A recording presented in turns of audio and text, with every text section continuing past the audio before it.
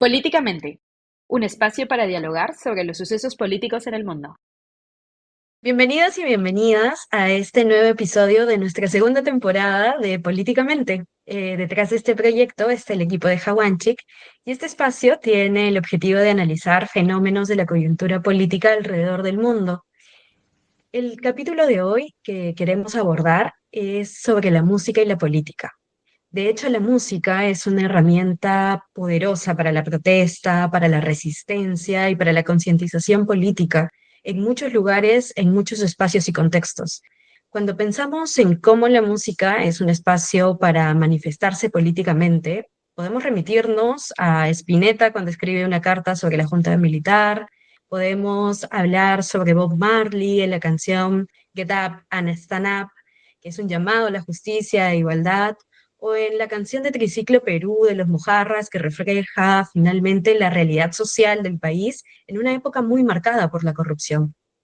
La música puede ser una expresión sublime y además también es un reproductor cultural, pero eso no quiere decir que esté exento de ser un canalizador de una expresión muy humana, que es el quehacer político. Así que para eso, el día de hoy hemos invitado a Néstor Sedano de La Cadencia para poder conversar sobre este tema. Bienvenido, Néstor. De hecho, te agradecemos muchísimo por poder estar el día de hoy con nosotras. ¿Qué tal, Ximena? Muchas gracias por la invitación, muchas gracias Políticamente también por considerar este tema. A mí me parece muy interesante y bueno, nosotros un poco revisamos eso también, así que estamos listos acá para conversar. Quería iniciar preguntándote cómo la música ha acompañado los procesos políticos en Latinoamérica. Claro, hay distintas formas de verlo, definitivamente. Creo que a la hora de hacer tu introducción, diste una visión muy interesante de cómo se ha utilizado ya, no solamente en Latinoamérica, sino en el mundo, la política a la hora de hablar de distintos movimientos sociales, de distintos hechos durante la historia de distintos pueblos. Sin embargo, es una herramienta, la música es una herramienta también de doble filo, ¿no? Siempre a lo largo de la historia, históricamente, vamos a decir desde el romanticismo alemán, ¿no? Desde el siglo XVIII, XIX, la expresión musical se ha visto como el arte universal. Siempre se tiene una opinión sobre la música, debe ser la más idiosincrática de las artes. Todo el mundo tiene una opinión sobre si le gusta tal canción, si le gusta tal artista, si le gusta una forma o un género de expresar la música. Sin embargo, el fenómeno musical no es universal, ¿no? Tiene distintas aristas y desde distintas culturas se puede apreciar de formas muy distintas, incluso sin separarlas de otros tipos de arte. Y en ese sentido también el acompañamiento de los procesos políticos de la música también ha sido, vamos a decirlo, de los dos lados, entre comillas, ¿no? Es notable mencionar cómo su uso con las dictaduras, por ejemplo, ha sido bastante reclamado, ¿no? Siempre se habla de nuevo, de repente más bien del acompañamiento a los movimientos populares, pero también desde el lado de las dictaduras ha sido utilizado y muy efectivamente. Por ejemplo, simplemente para mencionar, el trato de los presos políticos es un clásico que siempre mencionen que como estrategias de tortura se utilice la música por horas y horas y horas para evitar que los presos tengan algún tipo de descanso o incluso para forzarlos a ellos mismos a entrar dentro de un estado psicológico mucho más crítico, ¿no? Entonces, este tipo de usos de la música no son aislados, ¿no? Son, de hecho, sintomáticos de una herramienta que puede ser, si bien utilizada para, de repente, de una forma mucho más cercana hacia la gente, también se puede utilizar para poder atacar a ciertos objetivos muy específicos dentro de estas dictaduras. Otro gran ejemplo es cuando poderes del Estado cooptan a estos movimientos musicales para utilizarlos dentro de su idea de lo que debe ser la política, ¿no? El ejemplo más cercano para nosotros como peruanos probablemente sea el caso de la tecnocumbia en los 90, ¿no? A fines de los 90, Pero no es el único, ¿no? Si revisamos un poquito más atrás, en los 80, sobre todo el segundo proceso democrático ochentero, la elección presidencial de 1984-1985, tienes a gente como el Grupo Alegría o posteriormente el Grupo Los Chapis, apoyando proyectos políticos también, ¿no? Apoyando proyectos políticos. Había un jingle que era el de Alan García, ¿no? No recuerdo cómo era, si era a votar por el APRA, compañeros, algo así, pero todo en clave de cumbia o de chicha, porque ese es chicha huancaína, que lo hizo el Grupo Alegría, ¿no? Justamente para la campaña presidencial de Alan García. Y bueno, ese tipo de movidas se prestan no solamente en el Perú, sino en distintos contextos, tanto en Latinoamérica como en otros lugares del mundo, donde efectivamente se utiliza la música no solamente para, de nuevo, para acompañar los movimientos sociales, sino también desde el poder para, a veces para perpetuar dictaduras, a veces para torturas y a veces simplemente de su forma más funcional, que es para convencer bajo ideas políticas. Es sumamente interesante lo que nos vas diciendo, porque de hecho vinculas el tema de cómo se ha utilizado la música, por un lado, a través de los mismos poderes del Estado, pero también a través de estos regímenes para torturar, por ejemplo. En la actualidad podríamos ir hablando de que podría existir una tendencia a no politizar a veces la música, ¿no? De hecho, hay unas posiciones que se encuentran en contra de que la música hable de política o politizarla, ¿no? ¿Tú consideras que realmente existe esta tendencia? ¿Existe quizá alguna marginación por manifestar la opinión política a través de la música o mensajes políticos? Bueno, es un poco, siempre es interesante conversar sobre ese tema de la politización del arte en general, ¿no? Y de la música popular, que es de lo que nosotros hablamos, también es recurrente, porque siempre hay una comparación con las épocas anteriores, tirando para los 80 sobre todo, cuando era mucho más explícito en el tema de las letras, el reflejo de lo que era en ese entonces la marginalidad o de repente el estado social de quienes consumían eh, este tipo de músicas, ¿no? Hablamos de repente ya de cumbia o de chicha o incluso de wine o distintas otras formas de expresión de cultura popular o de música popular. Sin embargo, sigue pasando, la verdad, todavía hay bastantes, sobre todo en el wine, que es lo más recurrente, ¿no? O sea, sigue hablando mucho de esa realidad social.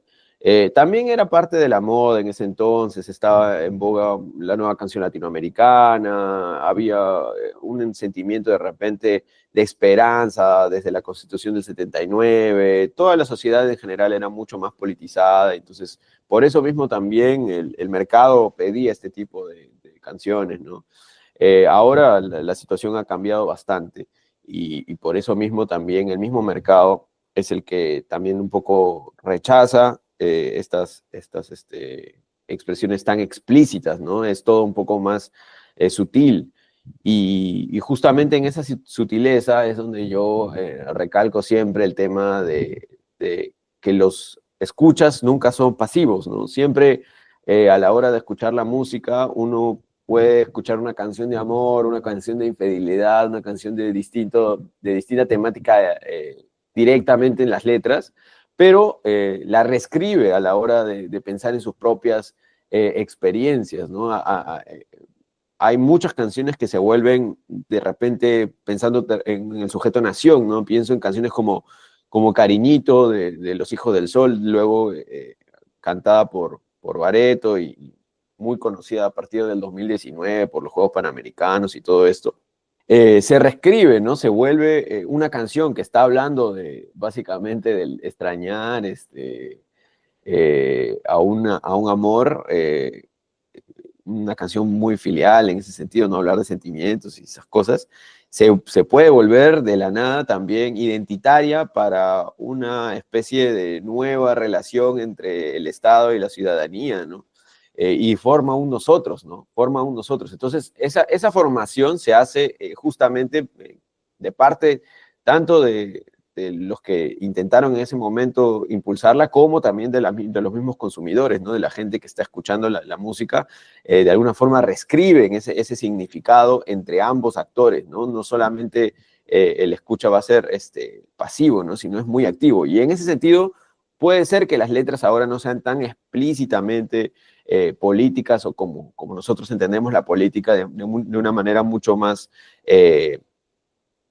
directa, sino que son mucho más alegóricas y el escucha siendo así de pasivo, como se puede pensar en otros contextos, no tiene ningún rol, pero como nosotros lo pensamos, un escucha activo que sí reescribe y vuelve a poner esas canciones bajo sus contextos, sigue siendo política, ¿no? Nunca va a dejar de ser política porque las personas que lo escuchan son personas que pasan por contextos políticos y que tienen muy en claro cuáles son tanto sus objetivos como de la conciencia bajo la que están actuando políticamente. Entonces, nunca va a poder separarse, ¿no? Siempre está igual de todas formas en ese contacto con el mundo de la activación política o de la discusión política. Si bien no en las letras, sí en la forma de reinterpretarlo.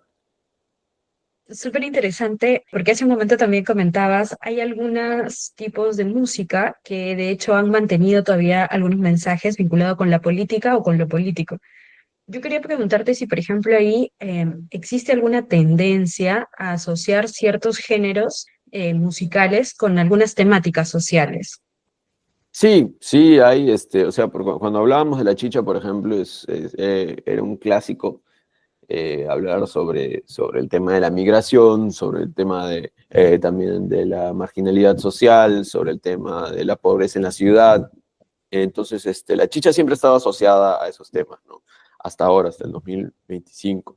La movida musical de la chicha que arranca entre Lima y Huancayo, pero mucho más centrada en Huancayo, era el reflejo de toda esta migración masiva que había ocurrido del campo a la ciudad, no solamente hacia Lima, sino a las distintas urbes andinas y costeras, ¿no? Entonces era de nuevo, era muy parte de ese público que ansiaba verse representado dentro de esas canciones, por lo que también se comenzaron a tomar estas temáticas casi de manera natural, ¿no? Primero un poco hablando quizás de la ruralidad y luego ya netamente hablando del tema urbano, como es la migración, como es el tema de la marginalidad en la ciudad. Dentro de la música popular es imposible no hablar de gente como de nuevo, como los Yapis, como Alegría, como Génesis, como el mismo Chacalón, que para nosotros no lo consideramos dentro de chicha, más bien lo metemos dentro de cumbia costera las características musicales, pero si vamos a precisar en temáticas, está mucho más cerca a las letras de estos grupos de chicha de Huancayo, ¿no? Ellos le dicen canción social. Cuando tú hablas con ellos, se refieren a, a ese tipo de música como tienen canciones más sociales. A mí siempre me ha resultado curioso que nunca utilizan la palabra política, sino utilizan la palabra social. Y es muy similar al discurso de la nueva canción latinoamericana, ¿no? Y por eso yo también lo pongo o sea, no es que ellos hayan sido adalides de los movimientos sociales y que hayan sido de alguna forma, por voz propia, una parte de repente de lo crítico dentro de la sociedad peruana en ese entonces, sino que era una negociación entre el mercado y que eran sus consumidores, su público, las disqueras que eran los que podían de alguna forma leer mucho a ese público y los mismos músicos que también habían vivido esas experiencias, obviamente. Eh, es así, la música popular es así, siempre va a ser así porque tiene un rol, una pata muy importante que es el tema comercial, ¿no? O sea, no se puede dar el lujo de no ser comercial. La música popular siempre tiene que tener ese financiamiento de parte de su mismo público de manera directa, entonces tiene que leer muy bien las necesidades de su público. En ese sentido, sí, se le puede asociar mucho más con las temáticas sociales y con lo que estaba sucediendo no solamente en el Perú, ¿no? En Latinoamérica en los años 80. De hecho, tú ya nos has ido dando algunos ejemplos, pero quería ahondar un poco en el caso de la historia de la música peruana, ¿no? ¿Qué ejemplos encontramos ahí en esta relación de la música y la política? Tú bien has mencionado, por ejemplo, el tema de la migración y de los yapis, Pero, por ejemplo, también pensaba en música como, por ejemplo, El Plebeyo, ¿no? U otras canciones, otras músicas que igual también van reflejando temas políticos, temas como migración, temas como corrupción o la misma realidad social que vamos encontrando el día a día, ¿no? Incluso canciones como, por ejemplo, como La Flor de la Retama, ¿no? ¿Cómo ves? ¿Qué otros ejemplos podemos ir encontrando, por ejemplo, en la música peruana sobre ello? Claro, Flor de Retama del maestro Dolorier, gran tema. Bueno, si vamos por ese lado, el Huayno Ayacuchano tiene muchas artistas ahí para contar y nos quedamos un buen ratazo hablando de ellos, ¿no? Están, por ejemplo, los Heraldos Negros, el dúo José María Arguedas, la gente también, de compositores también hay varios, ¿no? Está el señor Dolorier, pero también está, por ejemplo, Ranulfo Fuentes, que compone El Hombre, que es un temazo también, que canta Martina Portocarrero. Martina, que era de Nazca, ¿no? Ella no era yacuchana, pero su familia era de Ayacucho. Había habido una migración fuerte también ayacuchana hacia Ica.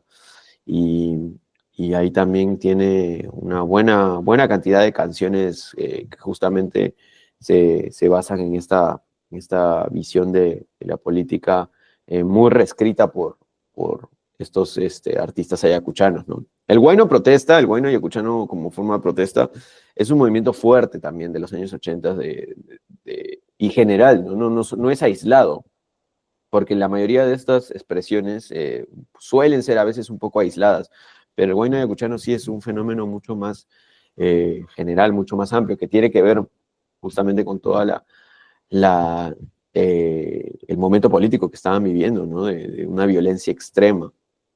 Y bueno, además de eso, bajo esa tradición que si bien ha cambiado, ¿no? Entramos en los 90 a otra época en el Huayno Ayacuchano, donde se vuelve masivo también, ¿no? Los artistas como Antología y otros más, que ya tienen otra impronta mucho más pegado a lo pop comercial, ¿no? Al pop andino, eh, se vuelven muy masivos. Tienes otros seguidores de esa corriente todavía, como Max Salvador, por ejemplo, ¿no? Max Salvador, que ahora suena todavía bastante, aún tiene ese legado del Huayno Protesta, pues, ¿no? En varias de sus canciones. Y de hecho, varias de sus canciones se utilizaron ahora en las últimas protestas del 2022 y 2023 en contra del régimen de Dina Boluarte, ¿no? Claro, esta que dice, ya no creo más en políticos, porque es sinónimo de porquería. Ese es de Max Salvador y claro, esa es súper directa, pues no, ahí no hay ninguna sutileza, ahí está todo la carne en el asador. Eh, Eso por un lado, pero por ejemplo, si pensamos en artistas del centro, del norte, también hay bastante que conversar, ¿no? El Jilguero de Huascarán es un clásico, también Manuel Acosta Ojeda, que es criollo, por ejemplo, que son dos artistas que yo recomiendo mucho, ¿no? El Jilguero de Huascarán era un personaje gremial importantísimo en la historia del Perú, ¿no? Constitucionalista en el 79, gran artista, ¿no? Muy dicharachero, muy chistosón, pero también muy serio a la hora de hablar de política, ¿no? Y a él no le temblaba la voz para decir oligarcas y estamos en manos de los burgueses y tal y cual, al mismo tiempo que cantaba sopa de chochoca para tu marido y ah, alguna otra canción del mismo talante, ¿no? Entonces, eso es lo que tiene el artista popular, ¿no? Que también puede navegar muy simple entre, de repente, temas muy complejos y temas muy pesados, ¿no? Como puede ser conversar de política con esos términos sin aminalarse, ¿no? Y bueno, Manuel Acosta Ojeda, ligado mucho más al mundo criollo, pero también con canciones ligadas a lo andino. También tiene composiciones muy bonitas respecto a la situación social del país, ¿no? Y creo que de repente él sí ha sido un poco más olvidado dentro de todos los que estamos mencionando. Así que yo recomiendo mucho que los escuchen. De ahí se me ocurre también el Picaflor de los Andes, que él estaba mucho más cercano al movimiento de repente obrero metalúrgico, ¿no? Y le cantaba mucho estas movidas, eh, porque también el movimiento minero si cuando hablamos de movidas sindicales, es de las más importantes del país, ¿no? Siempre ha sido un un sindicato bien fuerte, el minero, y muy pegado también a lo anarquista, a lo comunista, ¿no? Tiene muchas historias ahí, muchas historias. Y claro, el mismo Picaflor, que había estado muy cercano por todo el tema de haber vivido en Huancayo y luego en los asientos mineros de Guayaquil, eh, tenía toda esta experiencia de haber trabajado con distintos gremios, que les proveía algunos artículos comerciales, ¿no? Él viajaba en su carrito ahí a los distintos asientos mineros y por eso también, de nuevo, ¿no? Había una demanda de parte de estos trabajadores mineros y él les cantaba a ellos, pues, ¿no? Ya sus movidas sindicales, ¿no? A la movida de Cobriza, ahí al levantamiento sindical en el gobierno de Velasco, tiene una canción larguísima, ¿no? Y termina diciendo viva, ay, no sé si dice viva la lucha obrera, y al final dice vive el proletariado, ¿no? O sea, ya súper directos. Ellos sí eran súper... Esos son esos años, ¿no? Son esos años donde no hay ningún problema de hablar de este tipo de cosas. No me imagino al día de hoy escuchar a algún artista de ese tamaño hablar Claro. en ese volumen, ¿no? Aunque sí está cambiando bastante la tendencia, sobre todo en el último año. Y sí, yo sí veo un cambio bien fuerte de varios artistas que ahora sí hablan activamente de política, tanto de un lado como del otro, pero que aún no lo incluyen dentro de repente de su catálogo de letras, ¿no? O sea, por ejemplo, de nuevo, pienso en Yarita Lisset, pero no solo en Yarita Lisset, también en Rosita de Espinar, en Pumita Cazador, en distintos artistas que se posicionaron en contra del régimen de Dina Boluarte y apoyaron activamente las marchas, ¿no? Tanto económicamente como presencialmente, físicamente estuvieron activos, ¿no? Pero, o sea, en sus letras no escuchas que canten canciones con con esa hablando así de grueso como los artistas ochenteros, pues no, porque yo de nuevo, para mí no es necesario, porque yo sí sé que su vida política activa con la gente es más que suficiente y que el mercado también responde a otros motivos. Pero, yo sí creo que a partir de ahora ya hay otras formas también de ver la política y quizás veamos algunos cambios de acá a un par de años, ¿no? En algunas ejecuciones musicales por ahí, sobre todo en los Andes, ¿no? Sigue tocando un tema que de hecho también queríamos abordar, que está vinculado con el mercado, con las nuevas tendencias y los cambios que hay en la actualidad, ¿no? Con este surgimiento de las nuevas plataformas, de las nuevas formas de hacer música, ¿cuál es un poco el escenario que podemos esperar o que se va en realidad dando sobre la música y esta vinculación con la política?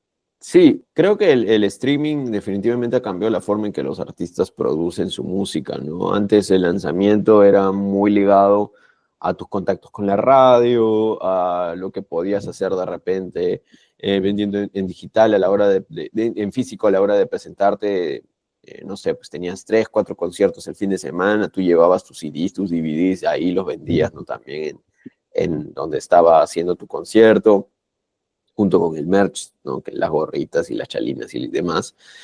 Y, y básicamente eso era un lanzamiento, ¿no? No había otra forma. Pagar tiempo de radio o vender directamente en tus conciertos, ¿no? Y claro, también estaban los emporios en mesa redonda, donde se llevaban los discos por fardos, pues, ¿no? A donde sea que fuera el lugar de proveniencia de estos artistas aquí en Lima, o si no, directamente se producía también en provincia, ¿no? Dependiendo de quién estemos hablando. Pero ahora con el streaming se ha cambiado un montón. Básicamente cualquier artista mediano que conozco tiene ya su estudio en su casa, o sea, todos hacen sus grabaciones directamente en su casa, incluso si son banderos, que la banda de show es bien compleja de grabar, porque son como 20 músicos para grabar canciones, igual ya las hacen en sus casas, la mayoría se han vuelto artistas productores, ¿no?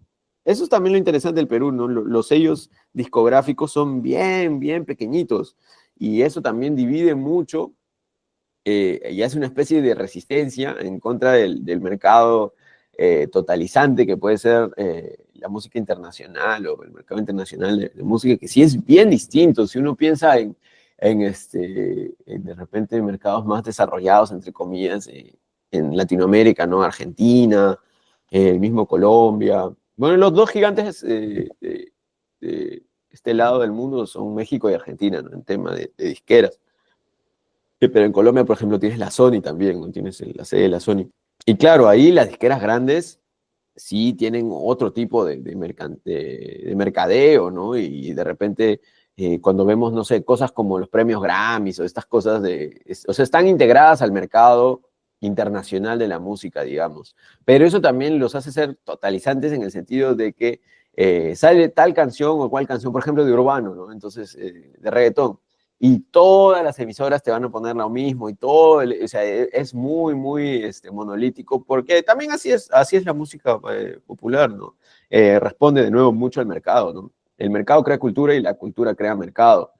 Y en cambio, en Perú y en otros países que de repente tienen menos conexión con el mercado internacional, si bien acá a los limeños les gusta renegar porque no los nominan a los Grammys y a los grupos más grandes del Perú nunca, o sea, no sé, a un grupo 5 difícilmente lo vas a ver en unos Grammys. Si bien sí van, pero no los nominan. Y así a diferentes expresiones, ¿no? No solamente de cumbia, sino en general. Eh, Eso para mí sí es positivo en el sentido de que hay micro sellos, lo que permite una variedad mucho más rica y una resistencia bien interesante a la hora de producir música, ¿no? Y un mercado bien definido en cuanto a géneros específicos, ¿no? Tienes lo identitario ligado a lo local, muy marcado en ciudades de migrantes como Lima, pero no solo Lima, ¿no? También está Huancayo, Piura, en el sur Arequipa, Iquitos, Juliaca. De repente esos son las 5 ciudades más importantes de producción musical en el país, con gustos también muy marcados. Y luego tienes un poco lo más masivo, que siempre está ligado a la cumbia, sobre todo, a la cumbia. De repente un poco al guayno con arpa también, es un poco más panandino, pero sobre todo a la cumbia, y ahí es donde está, digamos, lo lucrativo de la industria musical fuera de lo ligado a lo identitario local, ¿no? Eh, y ahora todo, o sea, tienes que tú pensar en tu lanzamiento digital muy fuerte. El tema del YouTube, por ejemplo, se ha vuelto la herramienta más importante a la hora de hablar de lanzamientos. Entonces, ya los artistas saben, ¿no? Un artista sabe que tiene que separar de repente sus $1,000 o poco más a la hora de sacar su lanzamiento porque tiene que meterle ahí un buen pump, un buen empuje, porque si no, no se va a posicionar dentro de los charts de YouTube y va a ser muy difícil que el algoritmo le dé vuelta. Y lo otro, obviamente, es el TikTok, ¿no? El TikTok es una herramienta poderosísima ahora para los artistas y hacerse viral en TikTok es sinónimo ya de convertirse básicamente en la nueva figura el mundillo aquí de artistas, ¿no? Locales. Eh, Hemos visto, por ejemplo, gente como los hermanos Saavedra, una orquesta antigua, de la Armónica Saavedra y los Guarochiranos, que sacaron una canción con la hija del que es ahora el dueño, que la hija nunca había cantado en su vida, era la primera vez que cantaba, era una chica, es una chica que está experimentando mucho ahora con su música, pero que se llama Yadira Saavedra, que a partir de esa canción que se vuelve viral, de la nada, ellos que tocaban una vez al fin de semana o quizás una vez cada 2 semanas, de la nada explota en TikTok y tienes contratos todos los fines de semana, tienes contratos en Europa, tienes contactos con peruanos en el extranjero. Entonces, es así de potente la herramienta de TikTok en estos momentos, ¿no? Te puede generar de un momento a otro una relevancia gigante. Y así como también, si no sabes utilizar estas herramientas, también es un poco complicado para los músicos de repente de esos años, ¿no? De los 80, así, eh, volver a tener ese camino por el cual poder utilizar tanto YouTube como TikTok, que creo que son los más fuertes ahora, ¿no? Spotify también se usa, pero mucho menos, ¿no? Como es una plataforma pagada también, y hay muchas canciones, muchísimos lanzamientos que solamente están en YouTube, que no se encuentran en Spotify, ¿no? Es un poco más una herramienta más urbana, ¿no? Es un poco más urbana y por eso mismo también se utiliza menos aquí en el Perú. Néstor, ya para ir finalizando, yo quería preguntarte si es que podrías recomendarnos algún grupo musical para poder escuchar, o pudieras quizás recomendarnos también algún artículo, algún documento que nos ayude a profundizar un poco más en esta vinculación de música y política, para seguir conociendo para nuestros oyentes. Uy, artistas para recomendar. No sé, no me han pasado bolos. Si me hubieran pasado bolitos, yo tendría. Hay varios, siempre hay un montón. Bueno, ahora hemos mencionado un montón, ¿no? Ahora hemos mencionado muchísimos. Definitivamente, si es que están buscando temas muy ligados a la protesta, de nuevo el Huayno Ayacuchano, Pupín Fajardino también, que no lo pude mencionar, Chimaicha, también tanto el Chimaicha con Chinlili como el Chimaicha Putyaicha, que es de Lucanas. Sí, yo siempre me ha gustado mucho este tema de la música yacuchana, pero recién he tenido este año y el año pasado el gusto de poder ya meterme mucho más en esa escena y realmente es muy bacán. Si bien hay canciones que solamente están en quechua, hay otras que sí están bilingües y hay otras en español. Todo de una riqueza musical muy interesante. Sí, yo creo que iría por ahí, ¿no? De nuevo, si buscan algo más contemporáneo, pienso en Max Salvador. Si buscan algo más clásico, definitivamente, bueno, ustedes ya conocen a Martina Portocarrero. Por ahí que algunas estudiantinas también se me ocurren, que también tocan estos temas. Y bueno, habíamos hablado del dúo José María Arguedas, que también tiene temas muy bonitos, tiene temas muy bacanes. Eso respecto a la canción política. De repente, pensando más en la cumbia, en lo que está sonando ahora, que es, bueno, lo que vemos en la cadencia, ¿no? Nosotros también tenemos un espacio de repente mucho más cercano a ellos. De los sanjuaneros, a mí me gusta mucho Kevin Pedraza. Kevin Pedraza, yo siempre lo recomiendo. Lamentablemente falleció muy joven el chico, pero tiene una voz muy interesante y también su representación de la cumbia sanjuanera para mí es muy bueno porque utiliza la guitarra acústica, tiene unas construcciones bien interesantes. Y luego acá de repente en la zona centro, ahora que están en boga un montón de artistas también del centro. Me gusta Susan del Perú, me gusta de las Antagueras, me gusta Mariflor Gómez.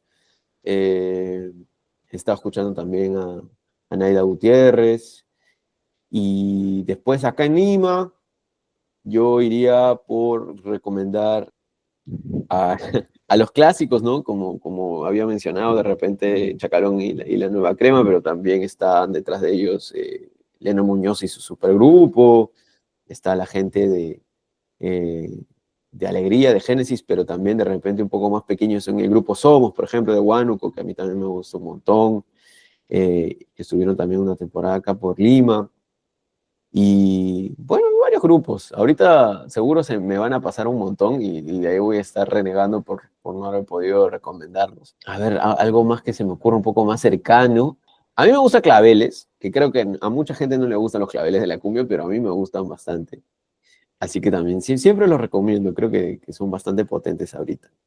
Y respecto al tema más de textos y más de lecturas, Julio Mendívil es una gran lumbre en este país, si bien se retiró bastante joven también por este tema de la persecución política, pues no sé, ayacuchano él se fue para Viena, para Alemania también, donde ha desarrollado una carrera académica bastante importante.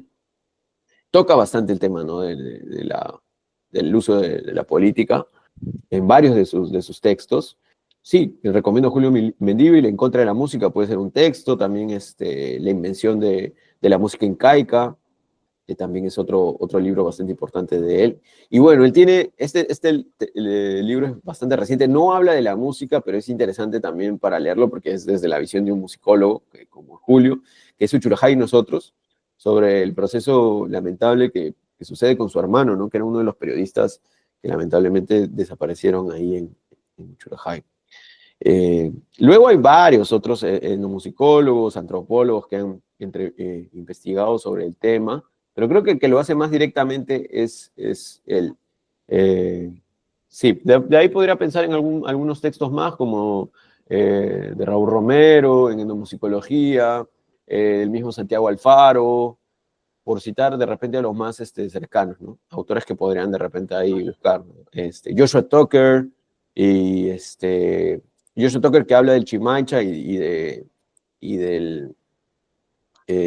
la movida del bueno ayacuchano también, no tanto ligado a lo político, sino más bien a lo contemporáneo, y de ahí el buen Tomás Turino y Ritter, John Ritter, creo que sí, si no me equivoco, Ritter investigando el Pumpín ayacuchano. Ah, Renzo Aroni, ves que Renzo Aroni tiene libros muy buenos sobre la violencia política, y él al principio investiga sobre el Pumpín Fajardín en su tesis de grado de maestría. También muy buena investigación sobre el Pumpín Fajardino, y Ritter también habla del Pumpín Fajardino y la época de la violencia política, y Turino también más pegado al Sicuri. Uy, no hemos hablado del Sicuri, ¿ya ves? Ahí yo estoy acá volando. El Sicuri es muy importante también a la hora de hablar de movimientos políticos, ¿no? Siempre acompañando a los distintos movimientos sociales. Eh, Sí, ellos, ahorita seguro, si sigo hablando voy a seguir dando más nombres y mejor ya lo cortamos porque para no arrepentirme después. Néstor, nosotras queremos agradecerte muchísimo por haber compartido con nosotras el día de hoy en este espacio. De hecho, creo que hemos aprendido muchísimo más, no solamente sobre música y política, sino también sobre nuestra historia. Y creo que eso es sumamente importante. Así que queremos agradecerte mucho. Esperamos también que puedas participar en próximos capítulos para seguir hablando sobre esta vinculación. Sí, muchas gracias a Políticamente, muchas gracias a ti, Ximena. Yo estoy siempre presto a conversar sobre estos temas. Tú sabes que en la cadencia nos advocamos mucho a hablar de la música popular, pero como pretexto, ¿no? Para conversar sobre muchas otras cosas.